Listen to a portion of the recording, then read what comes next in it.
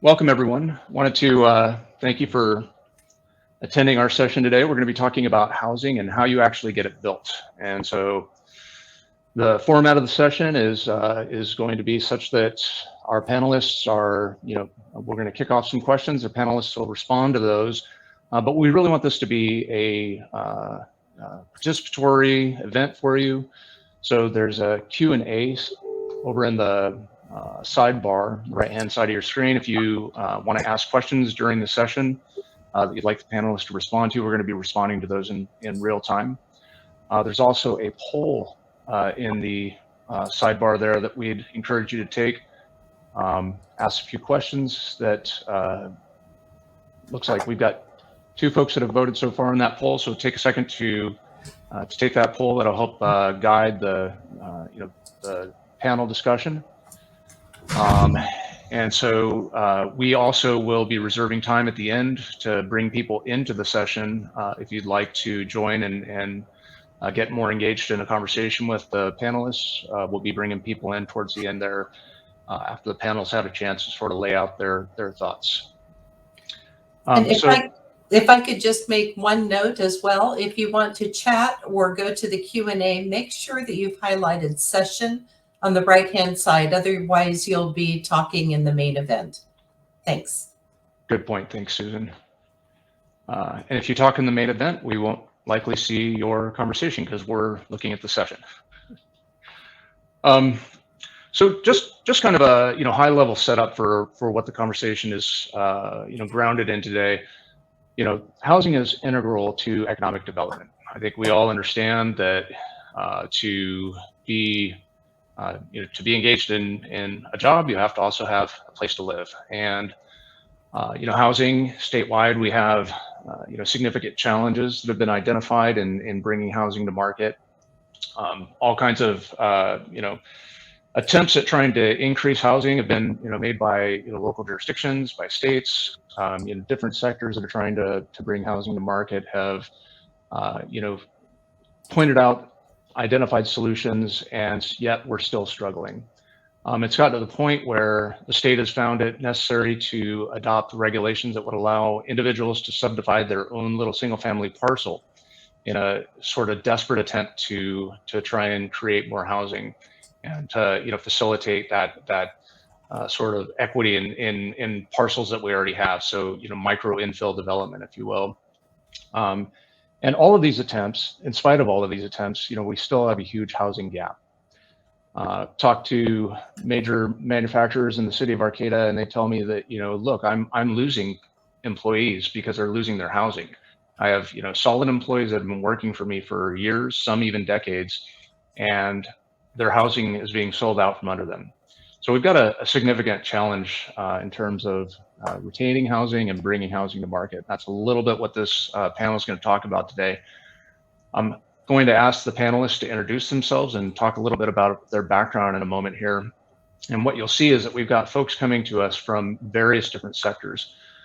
It's been my experience that a lot of folks will come to a conclusion that's focused on their area of expertise. And they haven't checked in with the other sectors. It takes all sectors to bring housing to market.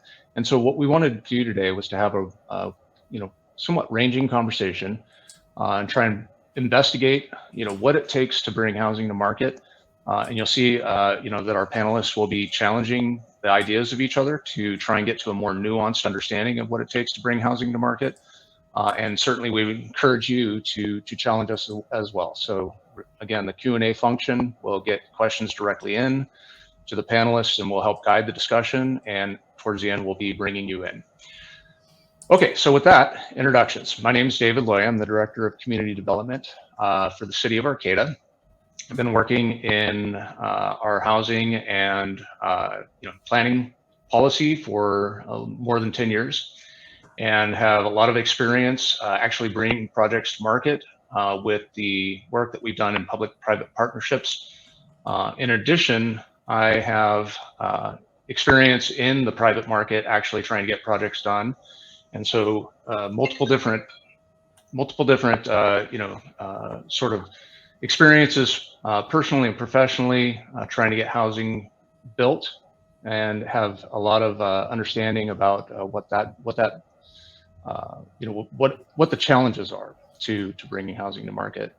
So I'm going to ask our panelists to introduce themselves. Jennifer, can we start with you? Thank you, David. My name is Jennifer Budwig. I am with Redwood Capital Bank. I'm Senior Vice President and Chief Lending Officer. I've been with the bank for about 15 years now, and I've actually been in banking for about 30 years. Very excited to be on the panel today. One of the things that with Redwood Capital Bank, we are the only locally owned community bank, and so we have a very heavily vested interest in the success of Humboldt County. Definitely recognize the need for housing and have been following that for a very long period of time. Continuously looking at opportunities to help resolve the issue, whether that's looking at construction, new building, ADU opportunities, things like that. So always looking to find opportunities that we can participate to help with the housing crisis that we have. Great, thank you, Jennifer. Brian, can you introduce yourself, please? Absolutely, thanks, David. My name is Brian Heaton. I work for the California Department of Housing and Community Development, specifically in the Housing Policy Division, where I am a Senior Housing Policy Specialist. So HCD is kind of most famous for being the state agency that has to review and approve housing elements, which is a component of the general plan. It's required of all cities and counties. And we also are now taking on more of a role in our accountability unit, accountability and enforcement. I have a city planning background. I'm a trained city planner. I worked previously in Humboldt County, and now I'm working remotely. I still live up here in Eureka, but I work in Sacramento on paper. So my little sign off on my email has me in downtown Sacramento. But yeah, that's kind of I guess that's my intro, David. All right, thank you, Brian. Chris?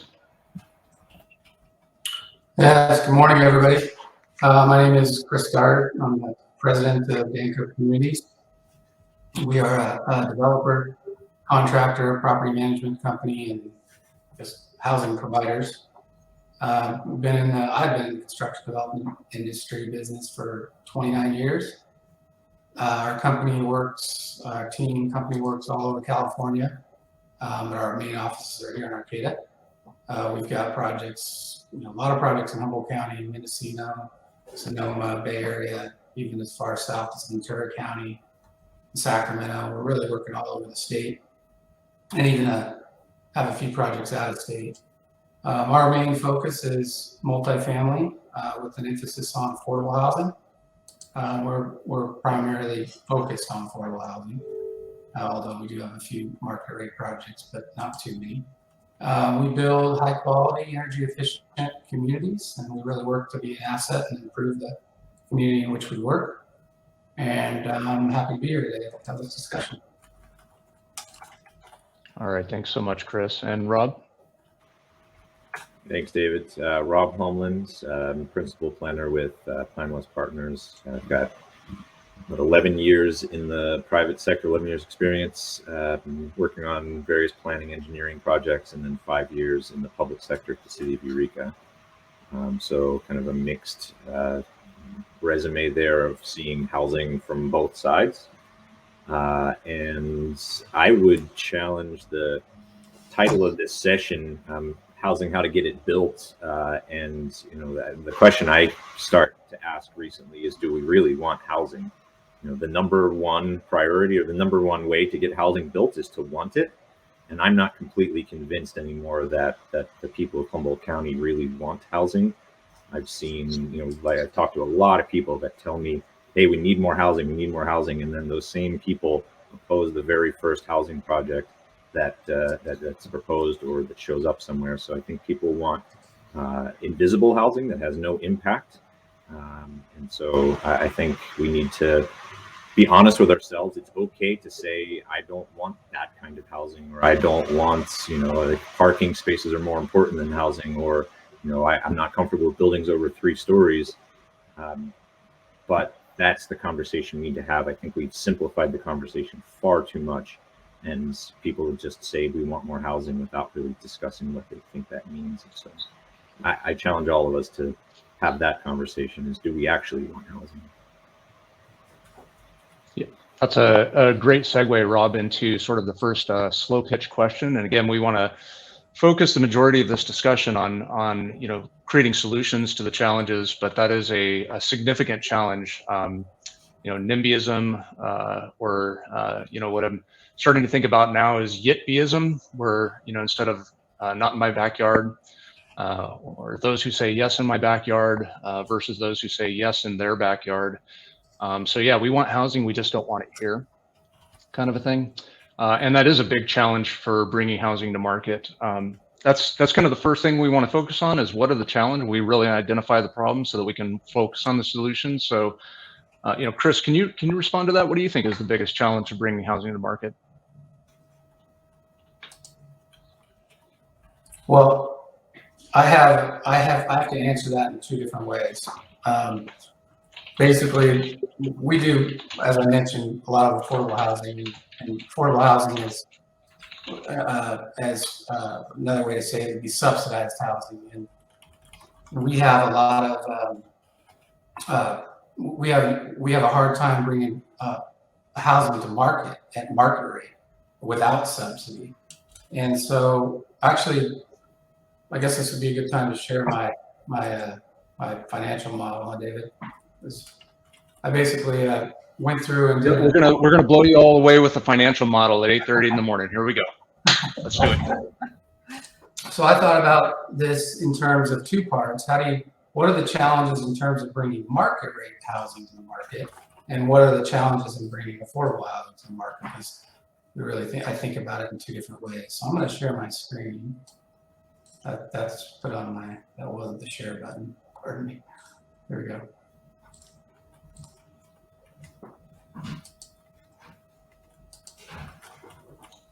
And for those in the audience, if we can get hey ho, if you can see this fine, or if you need them to zoom in.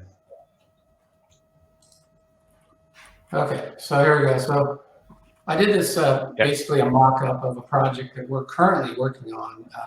Chris, can you zoom in a little bit? Sure.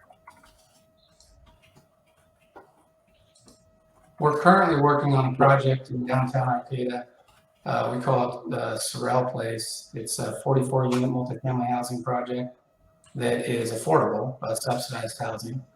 And I wanted to see what it would take to bring this project to market without subsidies. Like, is that even possible? So I went ahead and did this mock-up financial model to go through that exercise and really challenge that.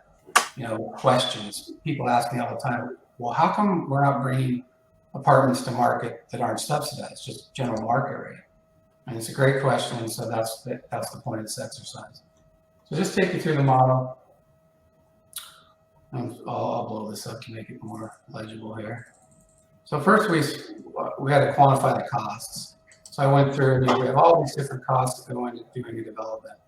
We've got our land costs up at the upper section there. And we got all of our new construction costs. We got the site work, the structures, the general requirements, profit overhead, liability insurance. We've got all this design, architectural fees, and $504,000 in those, and civil engineering. And by the way, these are real costs. I went through and actually took the cost out of the project that we're currently working on. I did take some of the costs out for doing an affordable housing project. You have additional costs for legal and finance. And this project in particular has some robust site amenities that you may or may not choose to do. So I did drop the cost a bit from the actual project, but for the most part, these are the costs of what it takes to bring this project to market. So we got all this construction interest, origination fees, the financing fees, move down into permanent financing, small fees. We've got all the legal fees. Operating reserves. You want to size your operating reserves in case you have vacancies for the future. We've got contingencies. We've got all these environmental audit, impact fees, permit fees, PG&E fees, furnishings, market study, accounting fees, on and on. and then developer's cost. And so that the total to bring this Can project. you zoom in a little bit more on the totals here? So the total to bring this project to market is about $17.5 million. So then, I went and looked at, okay, so what's it going to take to make this pencil? And so I went through and looked at the rents and said, okay, well, what kind of rents can we charge for this project? What's the market? And so my look at this was, we've got, here's our rent layout. We've got 16 one-bedrooms, 17 two-bedrooms, and 11 three-bedroom apartments. That's what we're building out there. And so I did a little research about the market and what I thought we could get if we were bringing these same units to market at market rate. And we charge $1,650 for a one-bedroom, $2,200 for a two-bedroom, $2,750 for a three-bedroom. We got downtown Arcata, good location. I think these are the rents that we could arguably get for this. So then you go through and you look at all your operating expenses. So there's our rent annually. We've got a little bit of laundry income for the facility, and then you program a 5% vacancy. These numbers come from, we have a portfolio of projects, so we know what it costs to operate. The one big difference between a market rate and affordable housing project is market rate has to pay property taxes. Generally, affordable housing as a partnership with a nonprofit is tax exempt. It's a welfare exemption. So this is a huge expense that goes along with the market rate property, is having to pay the actual property tax in the operation. So that leaves basically a $717,000 NOI and that to work with for leveraging a debt. So then, and then I'll just show you the summary here and how I think about it. So we've got. Excuse me just a moment, Chris. We have a question. How many units are we talking about here? This is 44 units. Thank you. 44 units. And so the project's currently under construction downtown Arcata. So this is our sources and uses summary. So I've laid this out. In fact, make sure I have this right. Yeah. So I've laid this out in different scenarios here. So this just is our sources and uses on the top. We got a bank loan, developer note, and then equity needed to total the project. And then here's all our costs summarized. And this is the financing terms. So I made some assumptions. Construction interest rate of 3.5%. I'm sure Jennifer could chime in on these assumptions, but these are my assumptions I think based on the current market. We got an interest rate of 4% on our perm loan, 30-year amortization, and a 1.2 debt coverage ratio. Those are criteria that we would have to meet in order to leverage the in this scenario, $10 million worth of debt. So that then I break that down into an equity ROI analysis. Now, whenever you're looking at doing a project, we've got both equity and debt. Well, equity is traditionally more expensive than debt, especially in nowadays where interest rates are in the low, 4s or even in the 3s. But equity investors are looking for a 8 to 10% return on their equity. That's what they can get if they were to invest in marketing. So you want to leverage your product, fully leverage your product as much as you can, because debt is cheaper than equity. So that's what this analysis does. What this current model here, and actually I meant to start out with a 0 in this case. Let me just make some adjustments here quickly. While you're making those adjustments, Chris, I just wanted to note that the model that you're using for rents would translate into a household for that 3-bedroom apartment that you were talking about at the market rate would have to be earning $110,000 a year to consider that affordable. And by affordable, I mean 30% of their income. So I just wanted the panelists to think about that as you wrap up your point here, because I'd like to pivot onto that next. Yeah, well, and that's part of what I'm going to talk about here in a second. So at this, and actually, David, thank you for bringing that up. I actually had, my original assumptions were 1,500, 2,000, and 2,500 for rents for these units. And what I did was, so as you can see, the return on equity analysis here is all negative. The IRR in 5 years is minus 47, the minus 18 and 10, minus 7.4 and 15, and cash on cash is 1.27% return. Nobody's going to invest in this. This does not pencil. It's not feasible.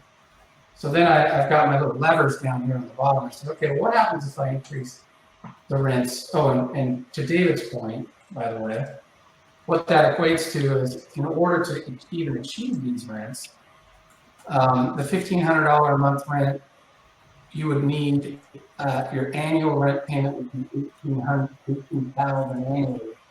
That would take a salary of $54,000 a year, which would be 33% of your income, which is the HUD model for your housing costs. And the area median income in Humboldt County is $54,000 or $50,400.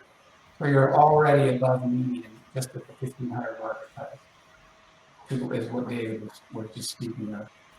So if I went ahead and said, okay, well, how can I get this return on equity to increase today? So I'll jump to the conclusion, but basically I would have to take and increase my rents by 30%.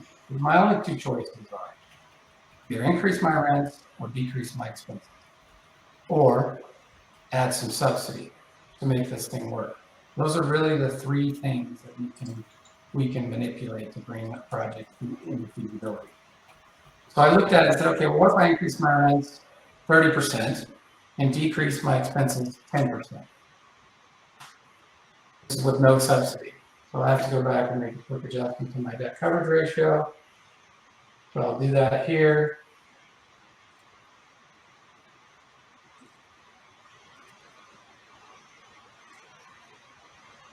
So now I'm at the 1.2. So then I go back to the summary. Now we've got a project that's more in line with that somebody would invest in. You know, we don't make it still. So what you're telling me then is all you have to do is increase the rents 30% more than already above area median income in order to get them to point where they can the project can pencil, but you also have to decrease your expenses, cut corners on the project to 10% to bring a lower quality product to market. Brian, what's your sort of reaction to that? You know, is this a significant challenge? Absolutely. Yeah, the cost of development is high. And we have high cost of development up here in Humboldt. But depending on perspective, fortunately or unfortunately, we don't have the kind of the incomes or the expectation that someone would have in the Bay Area or in Southern California to pay that kind of amount, even if they could. So yeah, and I think that's kind of why you're seeing a lot of the projects, the bigger projects that are coming through are subsidized. They are affordable housing because in our market, that's pretty much what it takes to make it happen. Jennifer, do you see the private market bringing this kind of subsidy? You know, is private banking going to bring subsidy to projects like this? I don't know if it's going to be dependent upon the availability of what those subsidizations look like. I know that Chris and Danco have been involved in a lot of those over several years, which has been incredible. And I think that that's been one of the reasons as to why they've been able to do some of those developments. And I don't want to speak for Chris, but it does seem like with the cost of construction being where they are right now, and Chris, you did a great job of laying that out in terms of showing the audience in terms of firsthand, you know, what those costs look like, what the returns look like, and why right now it's just not feasible for people to be building in consideration of cost of construction. We haven't even hit on the issue of the employment factor, the challenge with subs, suppliers, and so forth. And so with costs being what they are right now, I do feel like that's certainly one of the biggest barriers If you've got folks that are coming in and doing this privately and they don't have any forms of subsidization or tax credits or anything along those lines, then it's just really difficult to make anything pencil at this point. If people already own the land and they, maybe own that outright, that does pull that cost out, even though of course there is a cost to it. But if they're not having to actually finance that, that can bring the overall picture, or the debt cover ratios and so forth that Chris was hitting on. Things like that are going to pencil better. But yeah, I mean, the cost of construction right now, it does feel like our biggest barrier. That's an interesting point that you raise, Jennifer, about the land costs. And a lot of development that's happening right now is based on sunken land costs. I know Danco, Chris, maybe you can speak to this, has been building out on the property that they bought over the last several decades. But basically, what that sounds like to me is, hey, I can accept a loss on this project because I've already sunk the money into the land. Chris, does that include the land costs? Sorry, Rob, I didn't hear that. Does your analysis include the land costs? No, our analysis did include the land costs. Yes, it did. But I mean, to your point, I mean, that land is definitely expensive. I mean, this project happens to be very dense, so we're able to get some more units per acre. It's one of the tallest buildings in Arcata, and so that actually brings the basis down in the land. But traditionally in Humboldt County, we don't build this dense. We build single story, 2-story, and definitely the land costs are a huge factor in the financial model. In this model, what I didn't show you is, in order to make it pencil without keeping the rents at the original layout that I had, $1,500, $2,000, and $2,500, it would need about $4.5 million worth of subsidy to make it pencil, to keep the rents at that level, which is very difficult to come by. And the rents are already above median, so you wouldn't qualify for those subsidies through the state. You'd have to find subsidies other places like free land or fee waivers, things to that nature. So, Rob, your contention though is that none of this really matters. None of this discussion around how much it costs to buy materials, how much it costs to buy the land, because at the end of the day, the community just doesn't want to see new housing. And what I'm hearing from Chris is, look, we've got to pack in the units, and I want to kind of start to explore this idea of where the subsidies can come from for these projects, because obviously you can't just ask more than what the market rent will bear. And clearly we don't want to start cutting corners on the quality of the projects. You can't just start cutting out 40% of the value of the build out. But your contention is that none of this matters because the community just doesn't want to see new housing. Yeah. Why do we need new housing? Well, I think the situation that Chris is describing is about to get fundamentally worse. So if supply keeps failing to meet demand, prices will only go up and people will just be priced out more and more. And there are plenty of people that work in San Francisco that have hour-and-a-half commutes because they can't afford to live there, right? Thousands, tens of thousands, hundreds of thousands of people have hour-and-a-half commutes. Will that happen in Humboldt County? Where will those people go? I don't know what an hour-and-a-half drive from here is, but can anywhere in an hour-and-a-half produce any volume of housing? If HSU is going to grow, and we've got the wind project and all the great economic developments that's occurring in this region, and we don't keep up with the demand for housing, I don't know what'll happen other than what housing there is will become grossly unaffordable for most people. And then, I do question whether a lot of people actually want housing. I think nearly everyone I've ever talked to says, yes, we need more housing. But I think what a lot of people imagine is 1950s cul-de-sac subdivisions with white picket fences. And Eureka's definitely out of room for those. Arcata's nearly out of room.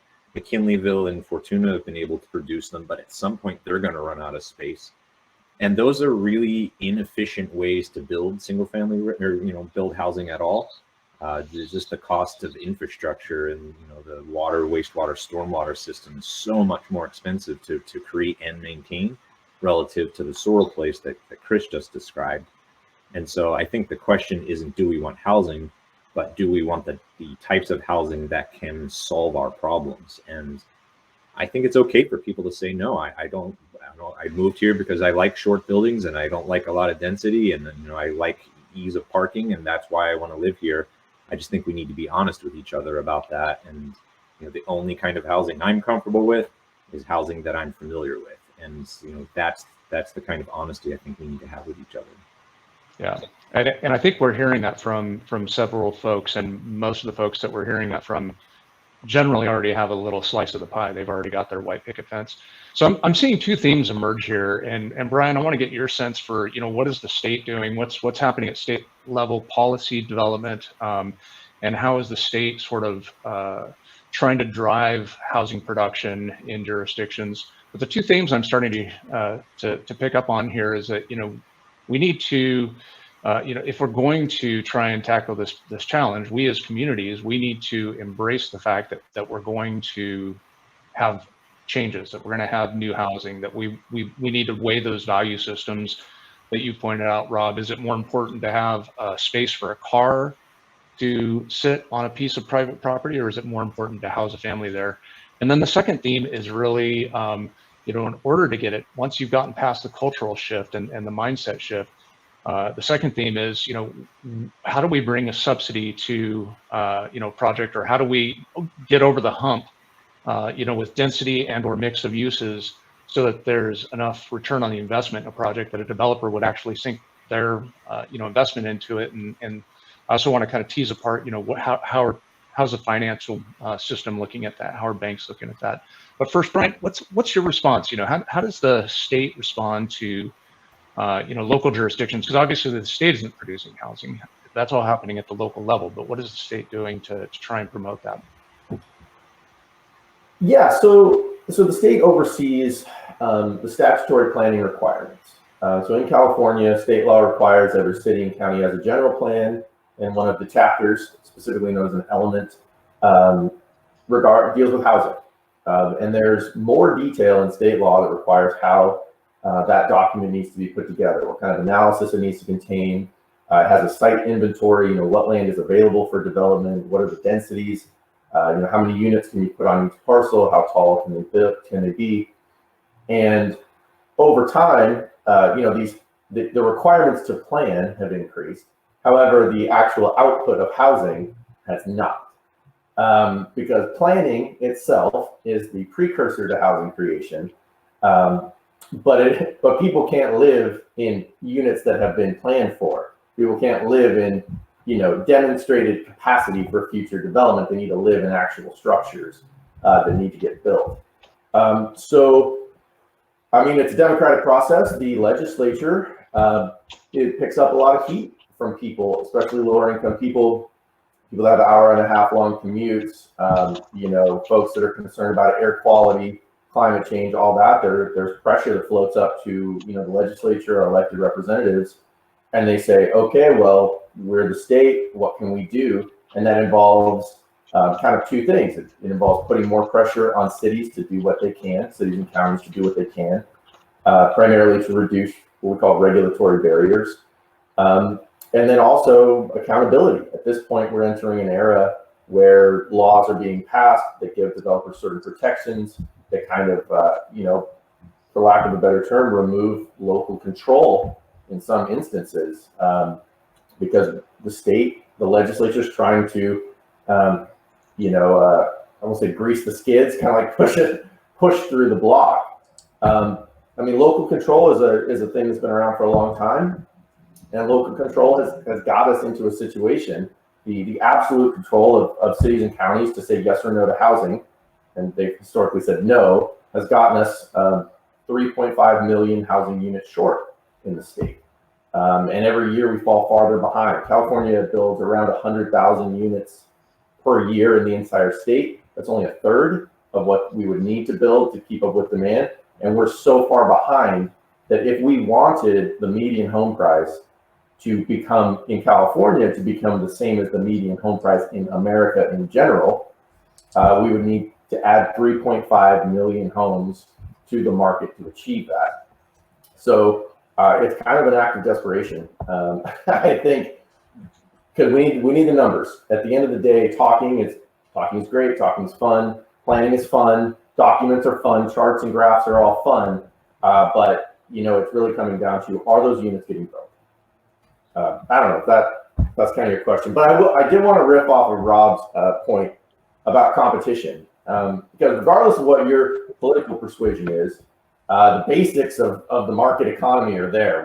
When there's tremendous demand, the demand is increasing, and the supply of anything, whether it's hamburgers or haircuts, is fixed, the prices are going to go up. And if there's one little kind of fun fact or sad fact you should walk away from this, the median home price in Humboldt, a little over 400,000. The median home price in California is a little over 800,000. So we are the 50% off bargain bin of the state right now. So even if we become normal, if we just become average in the sense of what our home prices are, we can still double. So if you're thinking an entry-level home is 300,000 as of right now, roughly 2-bed, 1-bath in Eureka, we have the ability, in fact, almost the likelihood to see that sale up to 600,000. And I would argue that the people that are going to be outcompeted, that will suffer the most, will not be the newcomers. It will be Humboldt County residents. Basically, anyone that does not already have a fixed rate mortgage, because they're going to be looking good, right? Their home equity is going to soar. But everybody that does not, every local resident that does not is going to be in a much worse position. Really good point. Can I pop in here with a question that came through the question and answer section? And that is, Amanda Hickson asks, is anyone asking about regulating how many Airbnbs our communities can have versus long-term rentals? We have a huge need for long-term rentals in Del Norte, but a large amount of rentals are Airbnb. It's a really good question. Thank you for bringing that to the fore. I know the city of Arcata has recently adopted regulations to limit the number of Airbnbs. I would suggest that Crescent City, Del Norte has a bigger problem than just Airbnbs. Rob, do you want to? I've heard you rant on this one before. Do you want to rant a little bit? And how do because this is our first opportunity here to maybe point to a solution. So how do we fix the housing crisis in Crescent City? Well, all right. So just to answer the vacation rental thing real quick, most communities at this point have some sort of regulation in place to limit throttle vacation rentals. But even if every community in our 3-county region completely banned vacation rentals, it wouldn't really make much of a dent in the overall problem. We need to produce more. Of course, we're talking about a problem, and you look at a pie chart of all the potential solutions. Vacation rentals are a slice of that pie, and so it's certainly a conversation that needs to be had. Crescent City, I think, is a really excellent example of the potential for solving a housing problem with a really concentrated solution. So I happen to love Crescent City. Family goes up there all the time, and I'm always disappointed by the downtown. It seems like it has such remarkable potential. Most structures on the 2nd or 3rd floor would have ocean views, and yet, most of the multifamily residential that's in the downtown area was built in the 1970s. Doesn't have any windows facing the street. They're just kind of, lackluster. And so if Crescent City was to build 5- or 6-story buildings in a larger 50-block area and called pretty much the whole thing of where the urban grid is, call that downtown, Crescent City could add 50% to its population with all of those new buildings, and all of those residents would be within a 5-minute walking distance of each other, and all of the ground floor retail that could exist. And it would be one of the most amazing walkable communities in California, all within walking distance of the beach. Or if Crescent City wants to create more housing, they can cut down a whole lot of trees and push into pasture and spread out horizontally, and they'll never really be able to produce that number of units. Then they'll have so much more of a maintenance burden to deal with. Whereas they do it in the downtown, not a single new road needs to be developed, no new stormwater system. The infrastructure is all there, so it's by far the most fiscally responsible way to produce housing in Del Norte County. But I suspect a lot of people are going to say, it's going to make parking more difficult, and I don't want to see a 5-story building, and there's just all the same responses, and so that's just pushing the problem off into the future. And the people that don't want those problems are going to experience a different kind of problem, unknown exactly what it is, but 15, 20 years from now, we'll just experience a different problem instead of that one. So that's my rant. Thanks, Rob. That's exactly what I thought you would say. Jennifer, what's your response to this? I mean, how is the banking industry looking at these challenges? What are the solutions that are coming out of banking? Well, we're always trying to look at opportunities out there. There are a few different programs. USDA has a program as an example. Well, let me back up. So if somebody comes to the bank and they say, okay, I want to build a 10-unit apartment complex, we're going to look at kind of the standard typical product, which is basically them coming in with 25% down. We'll finance 80% of cost or 75% loan to value based on the appraisal, whichever's less. If they have the ability to come in with that, then we would go ahead and move forward with the project accordingly. If they don't, then we may have to look at other alternatives. Housing is a little bit tricky because some of those typical alternatives we look at, like SBA loans, USDA BNI, and so forth, REDEC as gap financing, AEDC, and so forth. Though they don't normally support the housing aspect of it. So, but USDA does have a program that is a guaranteed program, but there are limitations on that. As an example, 20,000 is the max population. So like Eureka wouldn't even be eligible for it if the project was going to be built in Eureka. So there's, there are some options out there, but they're much more limited than your typical business side.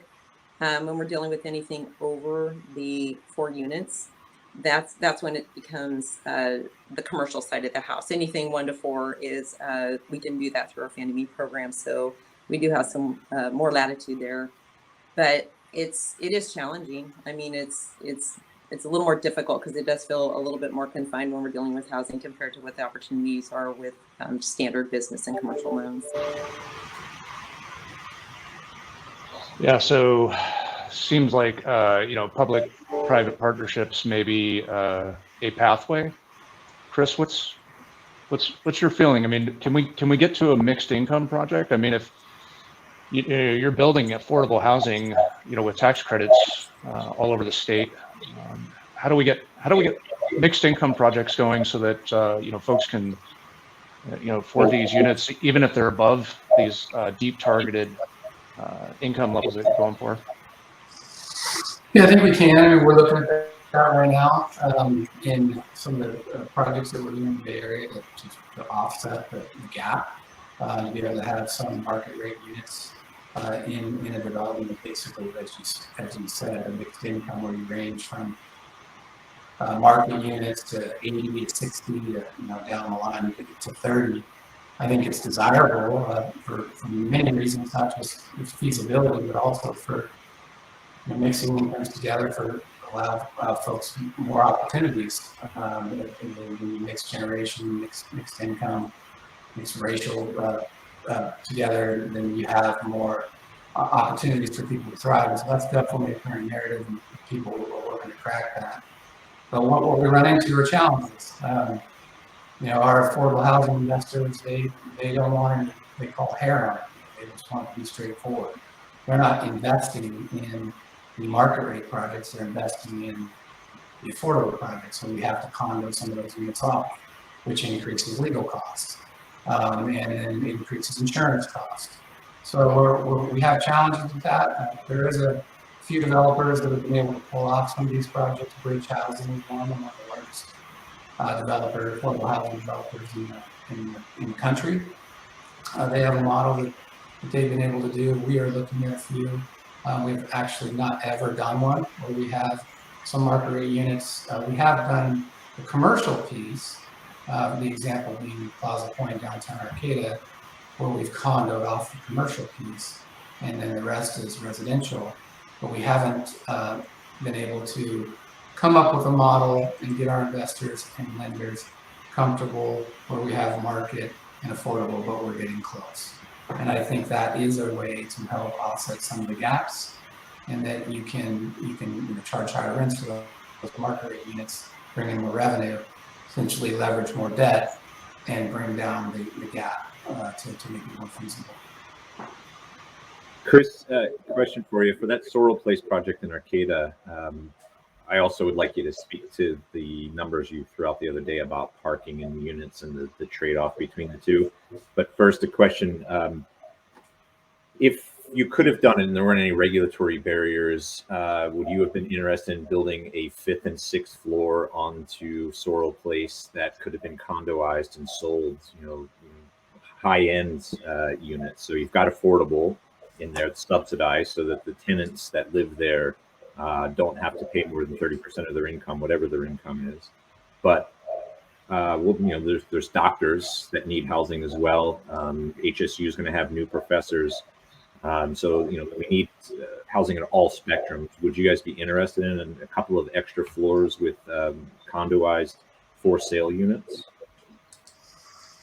Yeah, I think so. I mean, I wouldn't say 2 floors. I would say 1 floor. That's already a 4-story building, and the state code allows you to go 5 stories from wood frame. If you were to go 6 stories, you would have to have the first floor and podium, which then increases your construction costs. So I think a 5-story building would be appropriate there, and absolutely, if you could condo off the 5th story. I mean, you look at that. I've been up on the roof there, and the views in that area are incredible. Just overlooking the city, you can see the bay from there. I think you could get a fair amount of revenue from that, and actually that would be a solution in terms, rather than using subsidies.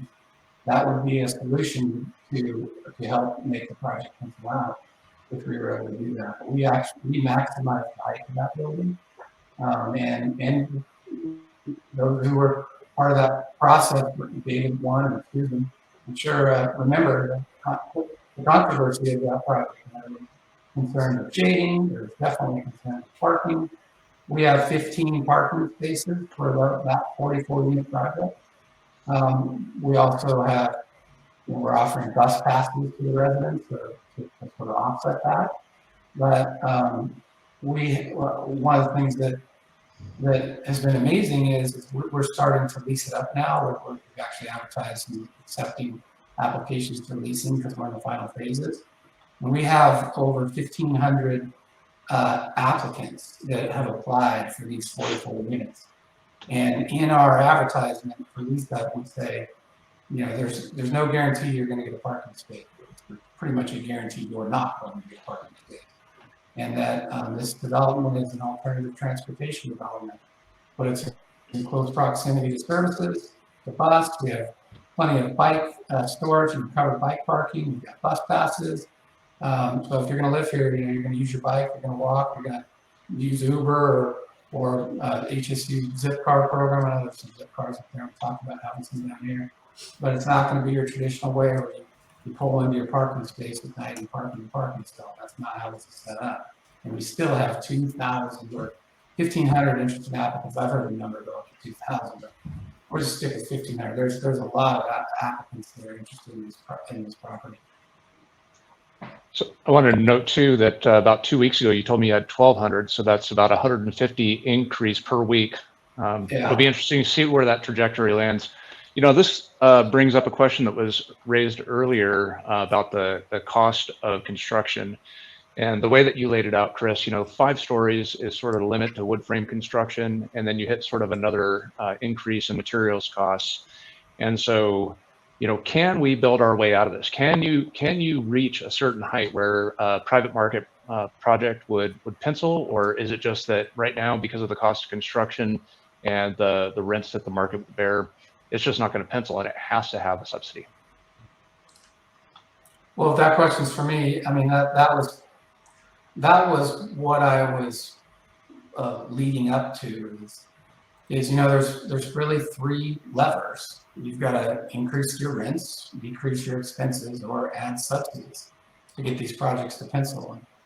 And yeah, I think there's a lot of things that we can do that we're seeing. One of the things that is starting to happen more and more in the localities that we work in is by right approval. And we need that more for market rate housing too. It's not just affordable housing. There's a lot of focus and emphasis on affordable, as there should be.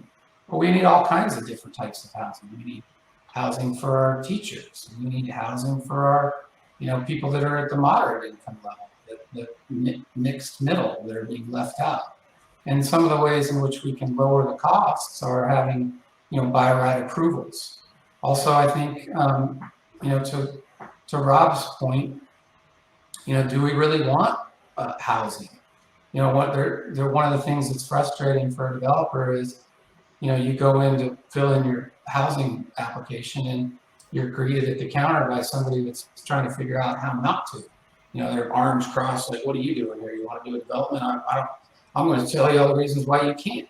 Well, that doesn't really help keep the costs down. That just creates challenges and barriers. So if we really want housing, when we walk up to the counter, we want somebody to grab us shoulder to shoulder and say, hey, here I am, I'm your shaman. I'm going to take you through this process. I'm going to show you how to get to the finish line. Let's work together. I got you, man. Let's get this housing project done. We want you here. So I think we need more and more incentives to help developers want to build. I mean, you know, frankly, some of the developers that I talk to, they can't even believe the things we go through. I mean, I've been doing this so long, it's become the norm. But for a lot of people, it's like, I wouldn't go through that. That's crazy. Why would you put those type of efforts in to get these projects done? And then I think, you know, a lot of things we need to do some CEQA reform. I mean, CEQA is often used in our developments to stop projects and for not just reasons. It's just being, you know, used as a method to stop developments. And elected officials, they're put in front of their constituents, and it makes them very tough for them, you know, to combat NIMBYism because, you know, their constituents are there. And so I've seen it time and time again. Communities use CEQA to stop developments in their backyard. And as you know, these are the same folks that complain that they have folks on the streets without housing. But the reason we have people without housing is, well, because there's not enough housing units. So we've got to get more housing units done in order to combat this problem. And I think, you know, people got to stand up and say, hey, we want housing units. We're here to help. We're here to provide incentives and to take the barriers down and buy right approvals and those types of things. That kind of brings us to one of the questions that is in the Q&A here from James Forrest. How do we expand the conversation so that we include the more silent majority of renters, poor, young, BIPOC people that actually want the housing, but don't have the privilege or opportunity to effectively speak out? That's an amazing question. Go ahead, David. Brian, do you want to? Yeah, no, I love that. Love to see the word privilege thrown out in there. As someone that spent a lot of time in city council meetings, planning commission meetings, especially when it comes to affordable housing, it is a privilege to have the time to review meeting agendas. It's a privilege to be able to show up to a meeting. You're even sitting on your couch. And for affordable housing, if you imagine a service worker, you know, let's say a single mom that works in fast food, you know, that 9 o'clock meeting, you know, she can't be there. She can't, you know, that apartment that she would occupy, that affordable apartment, you know, she doesn't have the privilege to be there because she's, you know, working the drive-through at 9 p.m. So the short answer for that is the, you know, the responsibility of city council people. It's the government, you know, it's the representatives of the entirety of the city or county need to be looking out and looking at the big picture, and the sample size of you know, 20 people that showed up to the meeting, like, yes, they have a voice, they are members of the community and they should be listened to, but it's also really important that the entire broad spectrum of incomes and backgrounds and everybody is represented in actual decision, vote, yes, no, okay, not okay.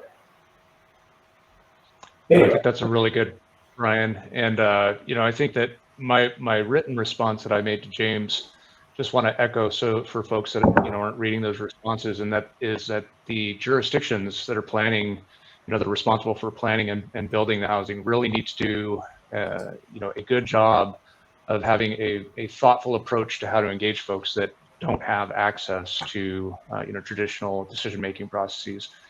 And that could be anything from holding meetings in the language that's spoken in households that if it's not English, to going to community events. It's really important to get out of City Hall and get down into the community events where people are, and having targeted outreach that involves and engages, as opposed to just speaks to or checks a box that you've done some engagement. So it's up to the jurisdictions to facilitate that. We're seeing a push for larger inclusion and equity at the state level, and I think that is filtering down through through some of the cities that aren't taking it up upon themselves. So that's a good indication, at the state level for leadership and a direction that we need to go. But I think that James, you've sort of nailed it. Where traditionally, the folks that are involved in making decisions about how to build housing into the future, how to build out the community into the future, are folks that already are in the community, that already have their house. They've already got their little slice of the pie, and they don't want to see it change. And so that's a significant mismatch in the objective and the approach. We have Oh, go ahead, Susan. Are we ready for another question from the Q&A? Yeah. Okay, Yep. So Ursula Bischoff asks, do discussions and plans around building housing provide for transportation and other services and infrastructure? And are there incentives for private owners to build micro infill ADUs and granny units? I know Chris touched briefly on transportation and providing accommodation for that, but I think there's more discussion that can be had. Jennifer, I saw you. Can you start off on this? I saw you unmuted a minute ago. Well, I can't really speak to the transportation aspect of it, but in regards to the ADUs, I know that this state it sounds like working fairly diligently on trying to provide incentives or programs to assist with that. I know that Rob was instrumental in getting the ordinance changes here locally in regards to allowing the ADUs and some of the additional changes that would help to infill some of those. We did look pretty heavily into that, to creating some kind of a program a couple of years ago to try to accommodate that. There were some changes with getting title insurance, a couple of roadblocks we ran into. So we weren't able to actually come up with specifically a construction ADU product at that time. But we are revisiting that now, because it does look like there's some changes that have been made and there's been some progress on that front. One of the things that has been somewhat advantageous is that with the increase in real estate properties, residential properties over the last couple of years, people have realized more equity in their homes. And so we've been seeing a lot more people doing either cash out refinances at these lower rates and using that cash to go ahead and develop a second unit. Some are just getting like equity lines of credit, because again, they do have that equity in the property. So they're able to do those equity lines and building those second units. Those are a little bit different products than something like an actual construction project to construct an EDU. In that scenario, you'd be relying upon that second unit in terms of both value and income to support the construction aspect of it. So we are looking at some options there I'd love to be able to roll out specifically an ADU product that could help to get some of those constructed, because I know that there have been some limitations in the past, but again, I think there's some of those hurdles we're starting to be able to get past. David, can I build on that a little bit? Yeah, please. On time? Yep. So City of Eureka's got 6,000 single-family residential parcels. Arcata's got maybe half that. Fortuna's got half of that. So if call that 10,000 single-family residential parcels in those 3 communities, maybe add in Myrtletown. If 10% of them built mother-in-law units, accessory dwelling units, you'd be talking about 1,000 units, right? So, in the city of Eureka, that would be about, if you're driving down H or I Street and you're just one block after another of single-family residential, effectively, that's 1 new mother-in-law unit per block for the whole city, for the whole single-family residential portion of the city. It would have very little visual impact, and it would produce, quite a bit of units, but really not that many relative to what a dense downtown could develop. And so ADUs are definitely a slice of that pie chart. But I've looked at this in great detail, and the biggest slice of the pie chart of our housing potential is multi-story buildings. And so then the transportation question becomes really important. And it's not to say that ADUs aren't important. They're definitely part of the solution. Regulating vacation rentals is definitely part of the solution. But if we really want to move the needle, it's dense development. That's the possibility. And transportation is part of that. And so if you can imagine building on every single parking lot that exists in downtown Old Town Eureka, what you would have is what the city looked like prior to 1950. So there really weren't cars in the 1930s, 1940s. So the density of Eureka peaked in the 1950s, and we have been demolishing buildings ever since and putting up parking lots. And so, we used to have a trolley, right? Smaller population in a trolley. The reason we had it is because we valued that kind of transportation, that kind of density, and people would walk to work. People would walk to the waterfront, jump on a ferry, ride it across the bay, and get to the mill across on Samoa Peninsula because we didn't prioritize cars. And so for 2 generations, we have prioritized cars over humans. We have prioritized cars over housing. And if we're going to change, the way that housing works, I think we have to change the way transportation works. Bring back the trolley. I want to transition to one last question from Maya. Susan, if you could bring that up, and then after that, I'd like to really open this up. And we've got 4 folks who have selected to, turn on their audio and visuals so that they can participate in this discussion more directly.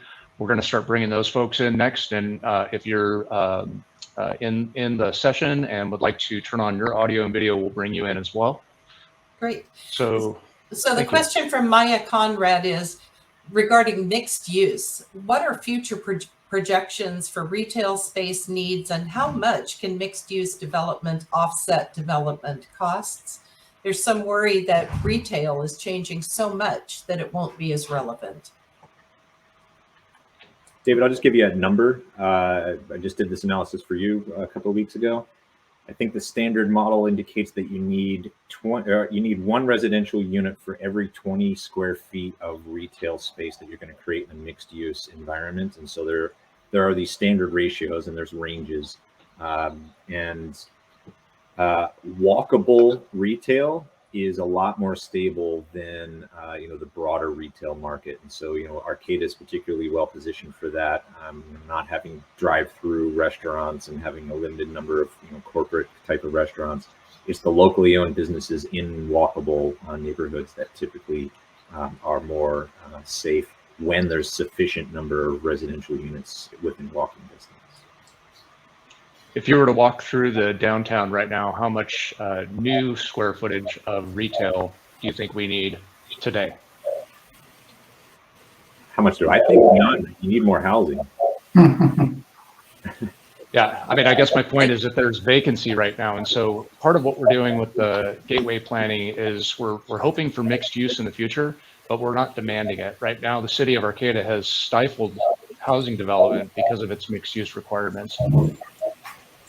Okay, we're going to start bringing folks in the... David, in regards to that, one of the things that, can you hear me okay? Yeah, start again, please. Oh, I was just going to say one thing in regards to the mixed house piece. So with Humboldt State in getting their Polytech grant, which was $433 million, there's $110 million allocated for housing. So it's HSU's intent to build 1,100 units.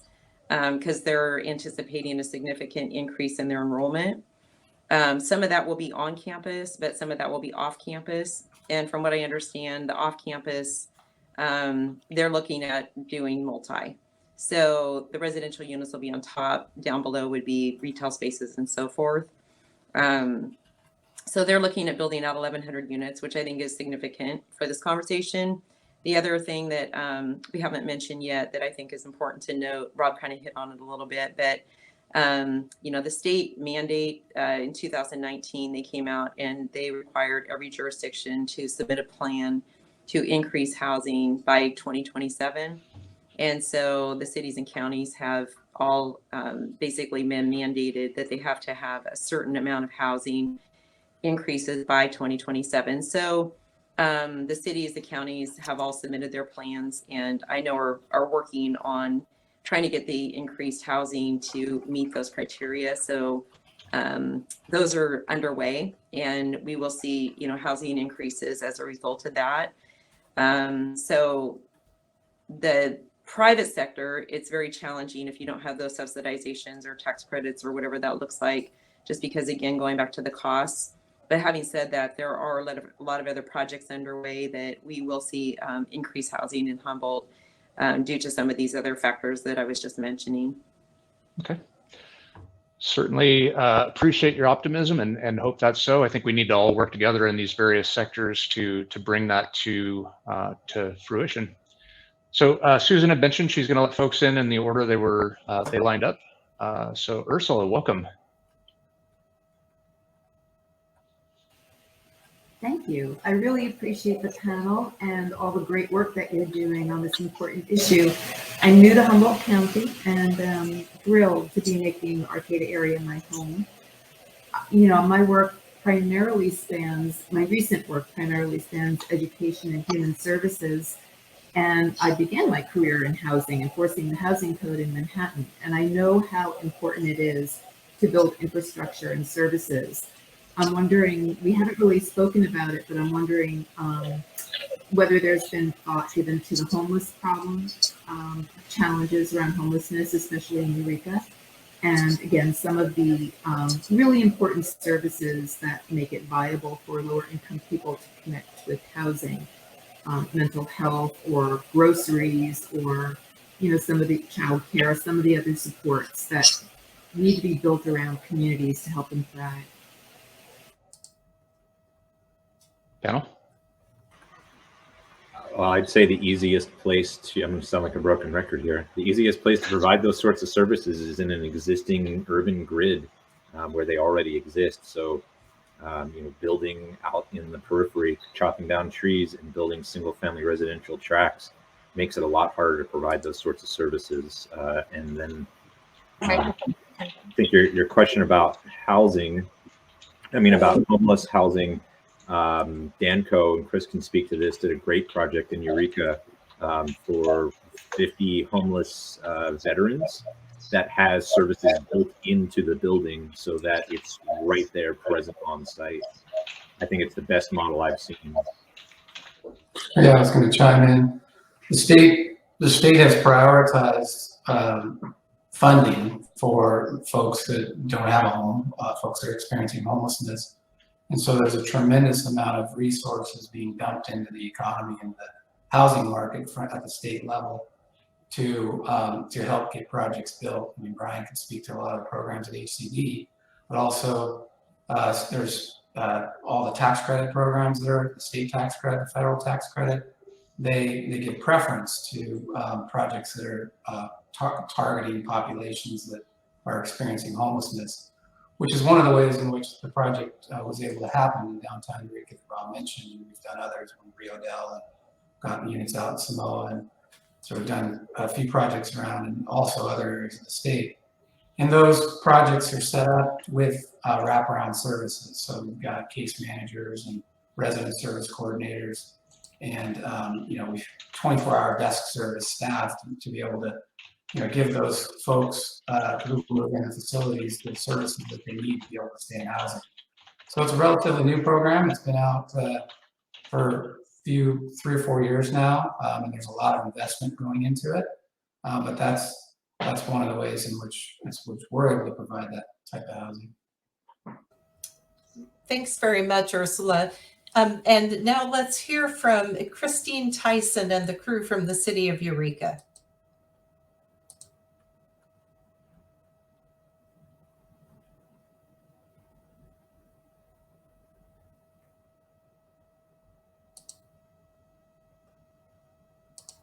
Maybe we'll come back. James, Yes. I'm going to bring you on in. Okay.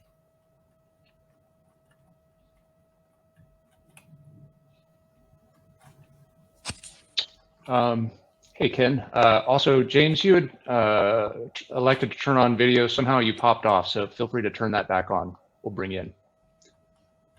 Ken, what's on your mind? Hey, David. Thanks. Great discussion today. Very specific. I thought from the Arcata Chamber of Commerce point of view, we've kind of established 3 strategic initiatives, all of which involve collaboration in the future. So it's pretty much what we're talking about today. And I wonder if I had one question to ask, if you guys, with all of your talented backgrounds, if you were the CEO and you were locked in for a 10-year term for Humboldt County, what are the top 3 things you would do to solve the housing crisis? It's a great question. Rob.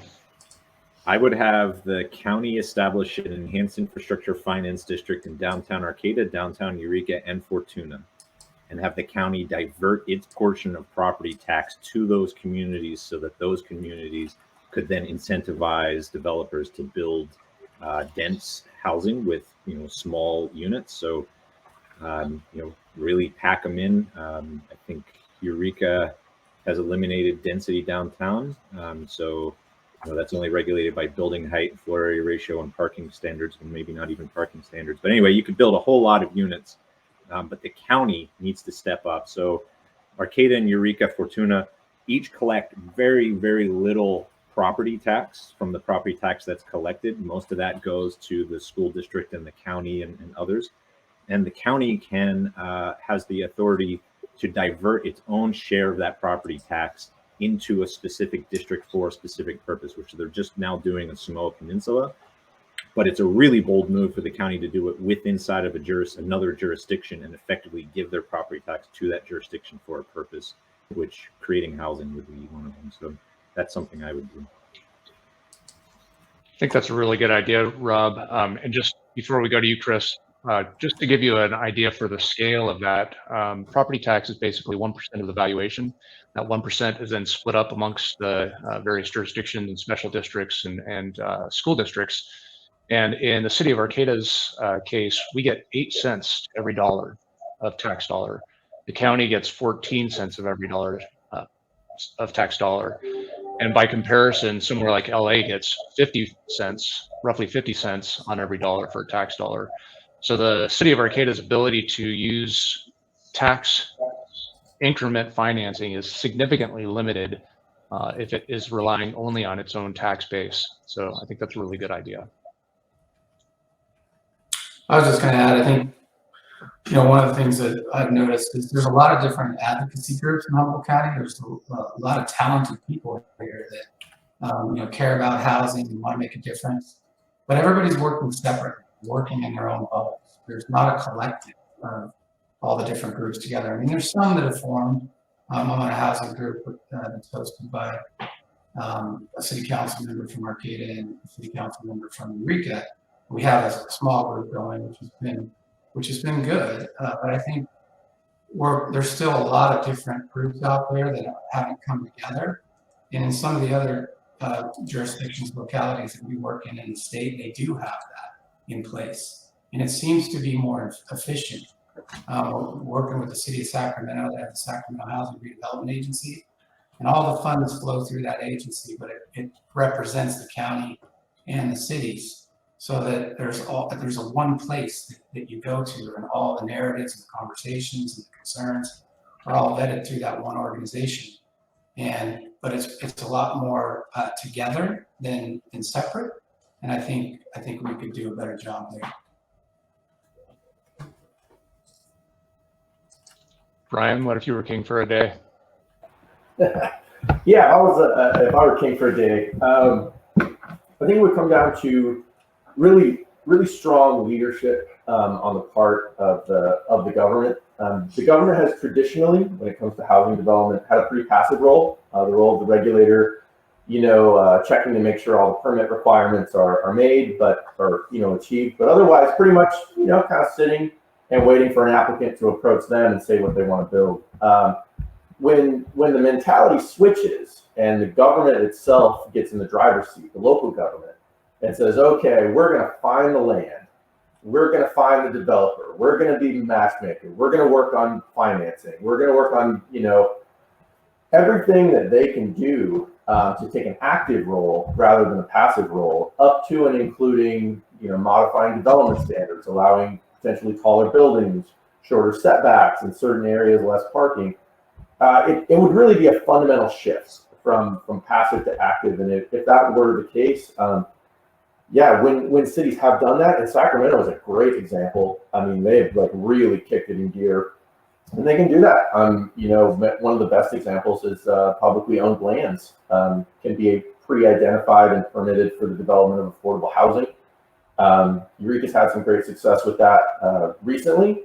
And if everyone were doing that, it would be basically lining it up for developers, whether they're market rate developers or affordable housing developers, to have it as turnkey as possible. So he says, this is pre-permitted, it's ready to go, this is how many units we want, this is where we think it can go, make it happen. We have a question from the City of Eureka folks that came in through the Q&A. There has been conversation about regional collaboration for housing goals. What will best facilitate that regional collaboration, especially in terms of bringing actual housing into production? As we pivot to that question, I want to start with Jennifer, and in case you had something related to the last question that you wanted to bring forward as well. No, in regards to, my mind just basically went to kind of where Chris and Brian did in regards to the change in that mindset in the jurisdiction level. And I think that all comes from the top. And the piece in that is just really trying to figure out ways to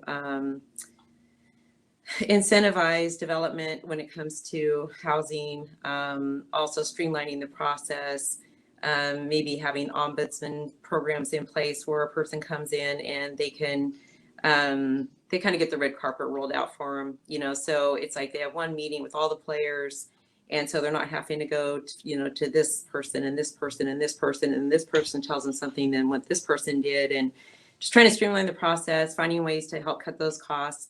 A friend of mine was telling me just yesterday that he has a friend in Sonoma that just moved to Texas because his family's there.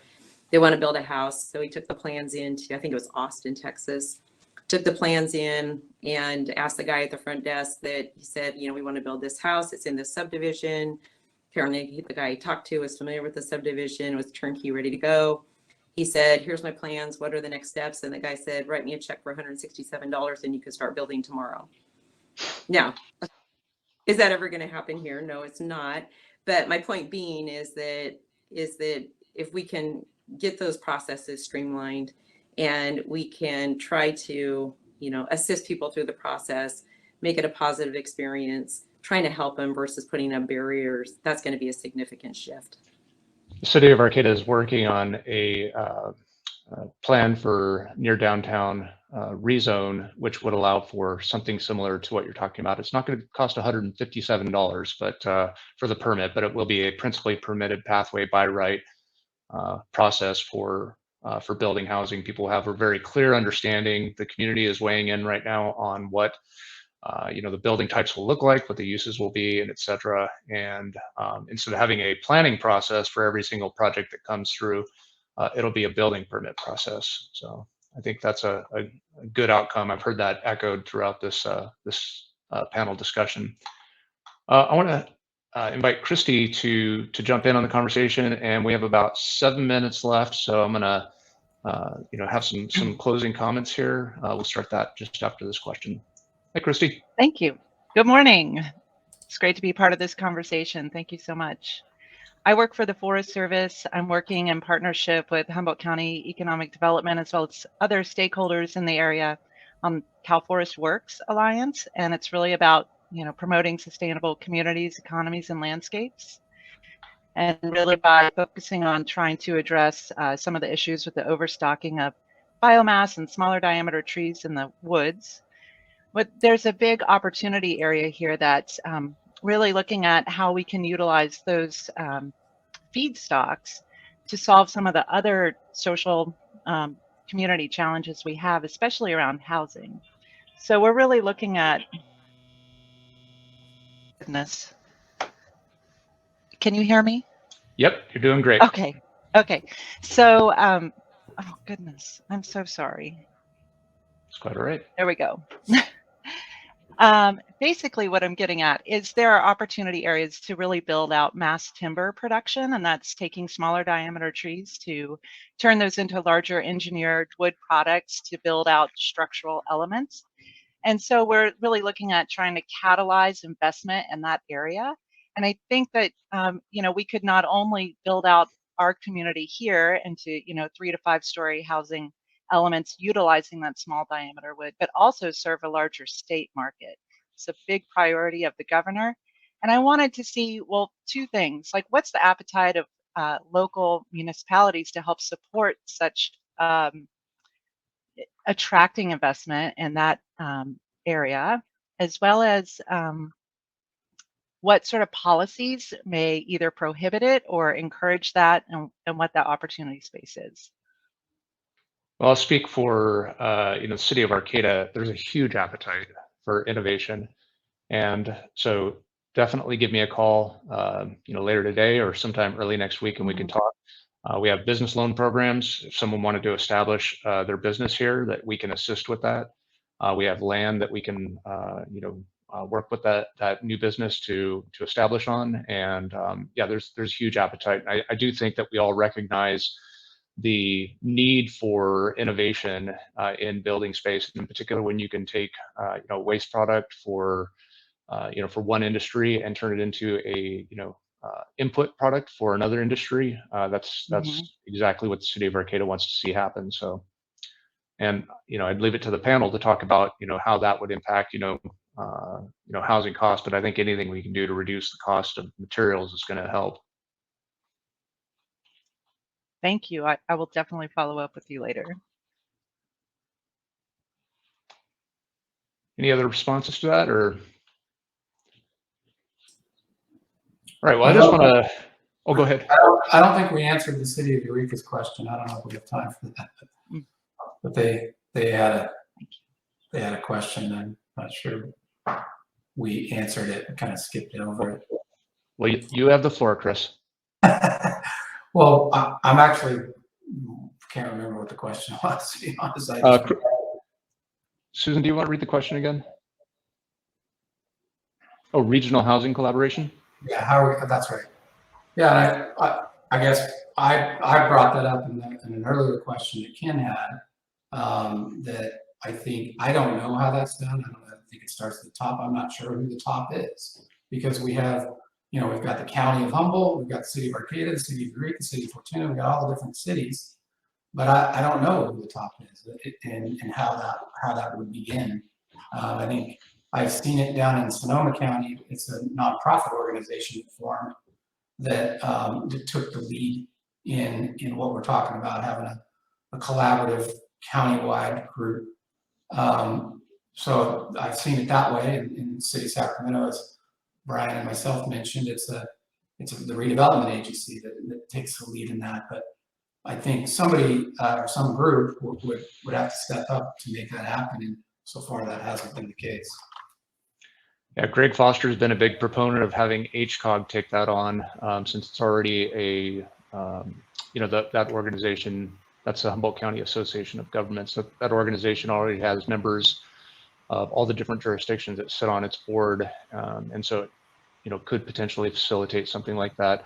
HCOG is traditionally they're more of a transportation entity. They just happen to have a housing slice because of the regional housing needs allocation process. But I think that is a good place to start the discussion. And I think some of the ideas that Rob had shared around starting infrastructure financing districts where the county would allocate its share to the cities where we could have a higher impact on infill development is a good place to start. But really what that ultimately means is taking the county's share of housing also and shifting that towards the cities. And it is kind of interesting when we have these conversations, everybody treats the housing allocation like a hot potato. Everybody wants the smallest possible housing allocation because they don't want to be responsible, in particular when the state continues to implement laws that say if you don't meet your allocation, then we're taking your local jurisdiction's authority away. And so it's a complex question. I think that we don't really have time to answer it in the next couple of minutes, but I think we should continue to focus on that because we really do need a regional collaboration. I just want to sum up real quick. We've got a couple more minutes and then we're going to move on to the next sessions. First, I wanted to invite the folks that are here in the session to reach out to anyone on the panel. They've made themselves available in this panel, but they're also interested in continuing the conversation and talking to you about solutions for housing in your jurisdiction. I know we focused real intently on infill housing and sort of a micropolitan solution. But there's other housing needs in the region. There's other housing needs in the areas that are, this session covers. And so if you didn't get your particular questions answered, feel free to reach out to us. I just want to leave us with a couple of thoughts, the things that we need to work on together. What I heard in this session was that we need subsidy to bring housing to market. We need to work on that. CEQA reform, by right development. The community needs to embrace it. We need to have all alternatives on the table, including ADUs.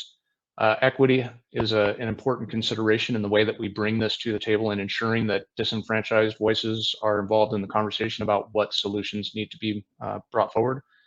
And then we need to coordinate our efforts together. We need to work regionally to have regional collaborations. I know that all of us, the city of Arcata, has some ordinances that we'd be more than happy to share with you. So reach out to us individually. Danco has lots of experience in bringing housing to market. Please reach out to Chris. Jennifer has been working in banking in Humboldt County for a long time and knows intimately how to get projects done. So reach out to her.